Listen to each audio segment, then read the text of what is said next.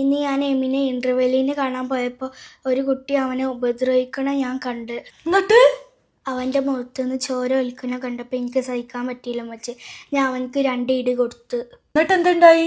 അപ്പോഴാ ടീച്ചർ അങ്ങോട്ട് വന്നത്. അപ്പോൾ ആകെ പ്രശ്നമായി. എന്നാലും എന്റെ കുട്ടിന്റെ മുഖം ഇങ്ങനെ ആരാണോ ആക്കി വെച്ചിരിക്കുന്നത്? എനിക്ക് നല്ല വേനുണ്ട്. സാരല്ലേ കേട്ടോ, മാറിക്കോളൂ. ഞാൻ നാളെ സ്കൂൾക്ക് വരുന്നുണ്ട് കേട്ടോ. സാരില്ല ഇഷമോളെ, ഇനി പ്രശ്നത്തിനൊന്നും പോകണ്ട കേട്ടോ, അത് വിട്ടേക്ക്. ഞാൻ എന്തായാലും നാളെ സാറെ കണ്ട് പറഞ്ഞോളാം കേട്ടോ.